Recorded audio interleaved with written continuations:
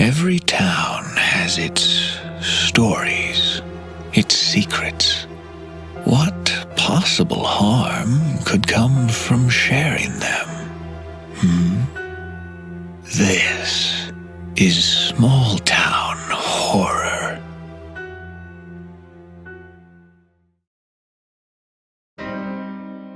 Small Town Horror is a weekly podcast presented without commercials, which means it's up to you to keep the search going with your donations. I've only been able to keep doing this as long as I have thanks to the support of the listeners as I search for answers. Please visit patreon.com/smalltownhorror to ensure those answers are found. Remember being young and going to a school dance? That awkward separation between the boys and girls. Granted, my graduating class was less than 36, so those awkward moments didn't last for too long, since everyone knew everyone. But still, I think that feeling's fairly universal. No one wants to make the first move. That was the feeling standing there, staring at Julie. In my hand was a loaded backpack. A few uncracked glow sticks hung from the webbing in the back. What are you doing here? What are you doing here? I just had to... Are you going into the woods? Are you going back to Ashbury? Shh! Keep your voice down. I don't get it. What are you doing here? Joe's words echoed in my head. His warning about Julie. And what she was capable of if the world she created for herself began to crumble. But the fact remained that everything Julie ever did with me was for me. I was caught red-handed. How far could I stretch things? I found something. Found something? Back up. What happened with the Whispering Man? Shit, forgot about that part. Time to think fast. Keep in mind, I didn't plan on seeing Julie. It's not like I was stock full of excuses. My plan was to get into Creighton just long enough to leave it again. I didn't plan on talking with anyone. I definitely didn't plan on this. She supposedly lived in Bemidji. Or Duluth. Whatever. He never showed. Why didn't you call? I don't know. I just didn't. What's wrong? Nothing. I just gotta get going. Hey, stop. What's going on? I'm going out to Ashbury, Julie. I don't have time to stand around. I gotta go. Not alone, you don't. This isn't up for debate. I let you ditch me once because you were worried about me. But now I'm worried about you. I'm not going to let you go out there alone. Not after what happened last time. I wasn't alone last time. Yeah, and look what happened. Yeah. Look what happened. I don't care. We go together, or not at all. There was no sense in arguing, and I definitely didn't want to call her bluff. There probably weren't too many ways she could actually have stopped me. But the last thing I wanted was to worry about the idea that she would call you out of fear for me, St. Clair. Or spite. I agreed, and she ran back into the store. She was out just a few minutes later with what appeared to be a filled school bag. What the hell is that? It's not exactly REI there. It's all they had. It was this or a garbage bag. You coming or what? Ashbury is the only time I ever pointed a gun at a human being. I took a gamble. Running out of time and all that. She would be with me as long as she was with me. Until I talked with Tom, there hadn't been a moment of doubt in my mind that Julie was on my side. You can call me stupid for going into the woods with her. You can claim it's like running up the stairs instead of out the front door. I get it. But the fact was, I still trusted her. Mostly. That's what survivors do. We trust each other. So, what did you find? A zip drive. It had a map on it of Ashbury. That's all you're going to give me? You found some random zip drive that just so happened to have a map of Ashbury on it? See, this is the problem with lying. Or lying by omission. Eventually you actually talk to a smart person and they don't let you get away with being a dumbass. There are two kinds of liars in the world. The ones who admit to the lie, fessing up and apologizing, and then there's my kind. The people who just dig themselves deeper. I got it from Tom's sister, Anna. She found it in some of his things. There was information in them that looked like some properties, and one of them was Ashbury. What about it? What do you mean? There's gotta be more than just that. I mean, what made you drive halfway across the country? It can't just be a map of a place you've already been. See? Smart people. And here I am, just digging away. There's a map of mines underneath Ashbury and something marked on there that I think led to the split in the tunnels. Sarah and I went one way, but the other passage looks like it ends somewhere marked on the map. Want to check it out? Don't you think the police already checked it? It's possible. And it's also possible that the Whispering Man followed us here? I don't think so. How can you know? Look, I don't, alright? Can you stop asking all these fucking questions? If you don't want to go with me, then go home. Do you want me to leave or something? I'm just tired. And I want to get out there, so can we just not talk for a while? She kept walking with me. Should that have seemed off? Should I have been more concerned with that, or just grateful I didn't have to come up with more lies to questions I didn't want to answer? Part of me hoped she would leave, but I couldn't tell her that. I couldn't treat her that way. Pick a reason, doesn't matter. I just couldn't. Except in the absence of Julie talking, all I was left with was my own mind. My own questions, my own doubts. Things never end the way you want them to. We walked for another 30 minutes before I said anything. Do you ever regret meeting me? You said you weren't going to be emo anymore. I'm serious. I mean, what kind of life is all this? You had your own stuff to deal with, and I roped you into dealing with my stuff too. First of all, you didn't rope me into anything. I'm a big girl. I can make my own decisions. And second? What? You said first of all. What's second? I don't know. I thought I was going to have more, but I totally blanked. Do you ever wish things were back the way they used to be? Before any of this ever happened? Haven't we already talked about this? Maybe, I don't remember. I mean, like way back, before group, or what happened to you? I try not to think about it. Why? Because what good would that do? I'm not that person anymore. But if you could be? Why are we talking about this now? What else are we going to talk about? You don't talk about that much either. You never ask. Because I don't want to have conversations like this. Sorry, it's just you don't talk much about who you were before we met. Walking through these woods again makes me think growing up here.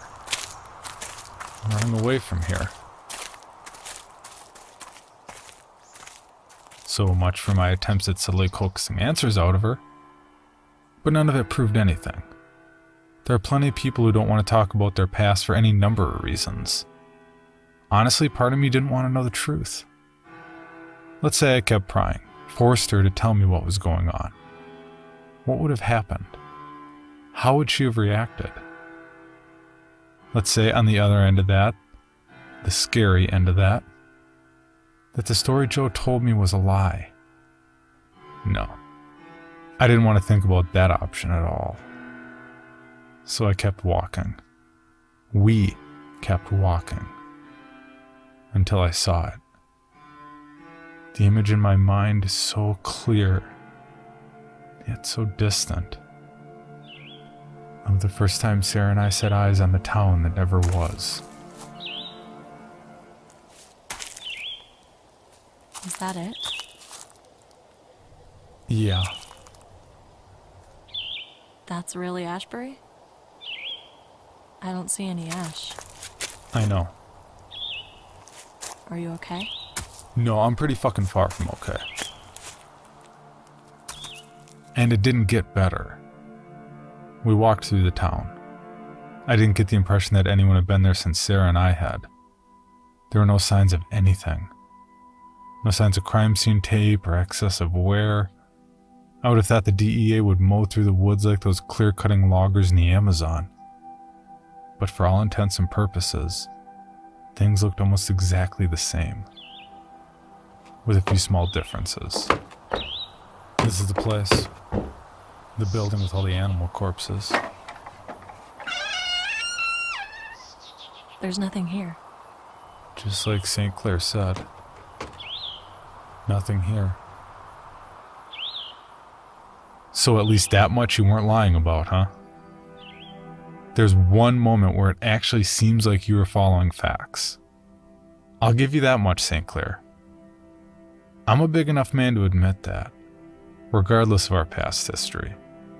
But that doesn't change the fact that there was something here. I remembered that much. I could still feel it on my skin. We left the building and walked over to the mine elevator. But it looked like that too was the way I remembered it, and the lift was nowhere in sight.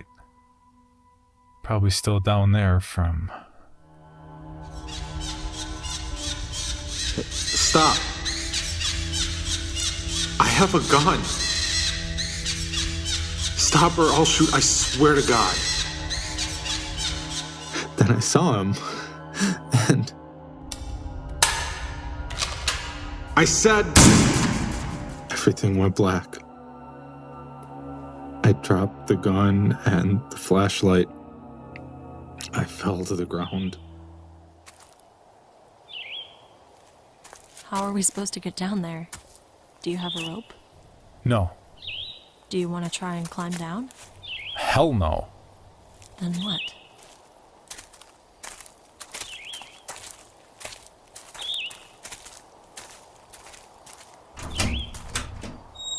You sure you want to go down there? It was just a hallucination, right? The animals, the blood, I was dosed. So there's nothing to be afraid of down there. Are you telling me that or trying to convince yourself? Trying to convince myself. You still have that? What better time is there to have it? Preferably when I'm not around. We'll be okay. And we were. Julie and I stood there, shining our lights around in the darkness. And there was nothing. We walked into the room I'd been terrified of for I don't know how long. Expecting to see the chains. A chair. Expecting to smell the lingering reek of piss. But there wasn't anything. The room was there. But that's all. Just an empty room. And the door beyond it. The door that led down. Are you ready? Are we going to ask each other that every time we open a door? Yeah, probably. Down we went. Only length of a few flights of stairs. It didn't feel far enough. My body anticipated some sort of bottomless descent into madness, or hell, or something. Anything. But our feet touched rock and we were in the tunnels again. We didn't talk, didn't look around at each other. Just kept walking forward toward what I knew and what Julie expected. The squeeze. The place where Sarah had gotten stuck, but it was wrong. This? No. This isn't right. We stood there and shone our lights around the rim of the tunnel. It was maybe 3 feet by 3 feet. It wasn't exactly a big passage, but it wasn't so small that I or anyone should have gotten stuck. Especially not Sarah. Could someone have come in and widened it? Like the DEA when they were in looking for those canisters? Maybe. Even as I said the words, I ran my hand along the walls of the tunnel. I'm no mason, so I wouldn't know for certain. But the rock didn't feel freshly cut. It felt old and worn. It didn't really matter. We were there for a reason. I checked the image of the map I'd uploaded to my phone and went through the pipe. I didn't really need to. Everything felt the same. Almost, I mean. The steps felt right. The height of the ceiling. The staleness of the air. But things were just a little different. A little off. How much had I hallucinated? How much had I changed in my own mind in the previous year? How much had I tried to keep from myself? This is a split. This is where... nothing. No gun, no shells, no blood, no body. Nothing. I only imagined I could still detect the faint smells of gunpowder in the dense air. This way. We started down the new tunnel. We walked for... I don't know how long. There was unevenness to the ground that made walking feel that much more difficult. Occasionally I'd scuff my shoulders on the rock wall and feel the heat of the rash left behind flare up. We stopped once to drink some water and ate a couple of meal bars. The tunnel was long enough I began to lose hope in the middle of it. The map on my phone wasn't exactly to scale by any means, but it couldn't have possibly prepared us for how far we were going. How much further could we go? Should we go? Those questions came to a head as the walls began to close in and the ceiling began to get tighter and tighter and tighter until... Do you think you can fit through there? Hold on.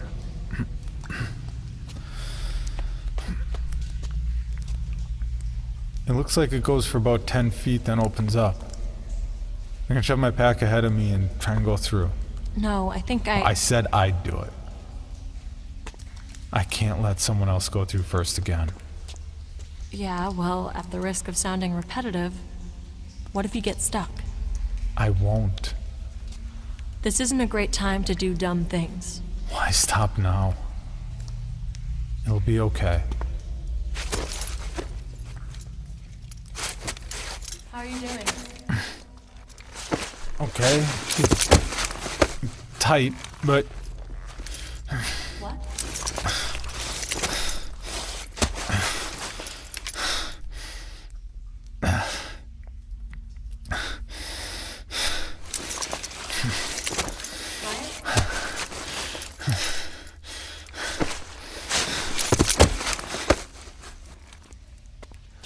It's okay. I'm through. Don't do that to me, you asshole.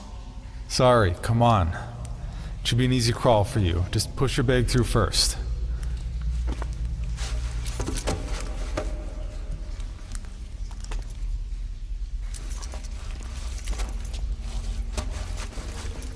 That wasn't fun. Let's hope we don't have to do that again. We kept going through the tunnels. I mostly had to stoop as I went through. I'd basically given up, and I felt like Julie was on the verge of saying we should go back when there was a bend in the tunnel, and the faintest trace of light. What the? Shh. Around the corner of the tunnel it opened up again. This time into a long room with the ceiling almost 20 feet high. But it wasn't empty. It was filled with cages. Rows and rows of cages with thick metal bars and those old locks with the big keyholes. The cages were bolted into the solid rock and looked as if they'd been there for decades. A few doors hung open, and I had to wonder. What is this place? I didn't have any answers for her. Not that my mind was focused on her question at all. In that moment, I barely registered she was even there. My eyes were at the end of the room, and the person standing there, staring at us. Brian. Sarah? Sarah? Don't you fucking move. What the fuck are you doing? Look at her. Does she look kidnapped to you? Put the gun down, Julie. Like hell, she's... I said, put the gun down. Get a grip on yourself. What are you doing? Don't you get it? She's in on all this. Put the gun down, Julie. Don't you fucking move. Julie, don't make me do this. What, you're going to shoot me? Look at her. Where do you think she's been for the last year? Julie. Brian,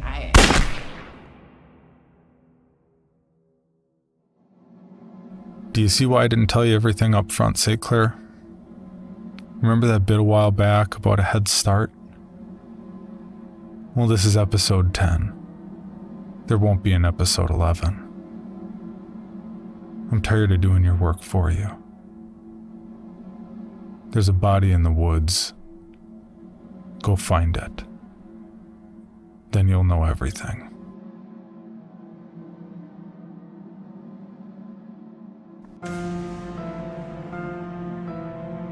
Small Town Horror is a weekly podcast presented without commercials, which means it's up to you to keep the search going with your donations.